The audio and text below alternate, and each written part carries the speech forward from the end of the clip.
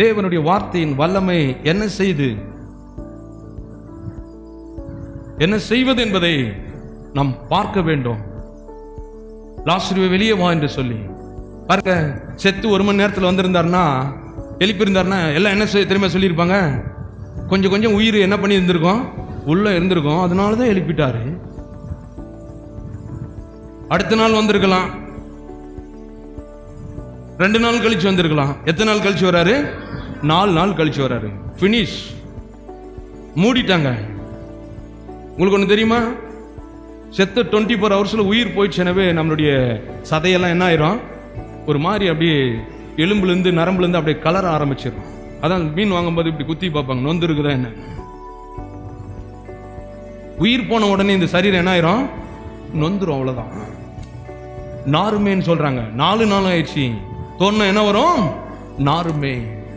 தேவனுடைய வார்த்தை என்கிற விசுவாசம் உள்ளே போகும் பொழுது நாற்றத்தை கூட வாசனையாய் மாற்றக்கூடியது.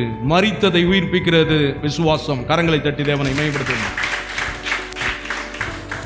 நீங்க இங்க வந்திருக்கிறதே அதுக்குதான். முடியாதுன்னு சொல்லிட்டாங்களா? கவலைப்படாதீங்க, வாசிப்போம். எபிரேயர் 11 1 - 3 வரை சத்தமா வாசிக்கணும். நல்ல என்ன சத்தமா வாசிக்கணுமா? விசுவாசமானது நம்பப்படுகிறவைகளின் உறுதியும் காணப்படாதவைகளின் நிச்சயமாயிருக்கிறது. கவனிங்க, இவர் நான் உயிரோடு எழுப்புறேன் சொன்ன போது யாருக்கு என்ன இல்லை, நம்பிக்கை இல்லை, உறுதி இல்லை. ஏன்னா அவங்க பார்க்கறத சொல்றாங்க. பார்த்தது என்ன, செத்துட்டான், அடக்கம் பண்ணிட்டாங்க, 4 நாள் ஆயிடுச்சு. ஆரம்பிக்கும் போது சொல்றாரு, விசுவாசமானது நம்பப்படுகிறவைகளின்.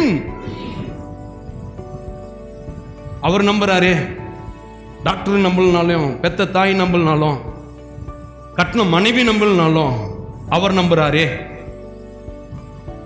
விசுவாசமானது நம்பப்படுகிறவைகளின் உறுதியும். அடுத்தது,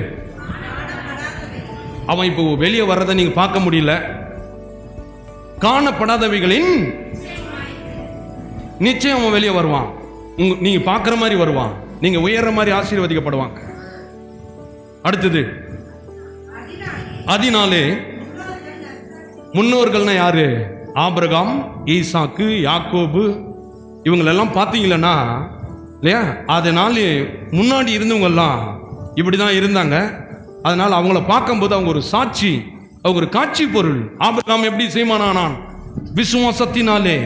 அவங்க பையன் ஈசாக்கு பஞ்சத்தில் விதை விதித்து அவன் எப்படி பெரிய ஆள் ஆகிறான்? அவங்க பையன் யாக்கோபு. இப்படியாய் சந்ததி சந்ததியாய் தொடர்ந்து கொண்டிருக்கிறது. நான் சொல்லுகிறேன், அதனாலே முன்னோர்கள் நற்சாட்சி பெற்றார்கள்.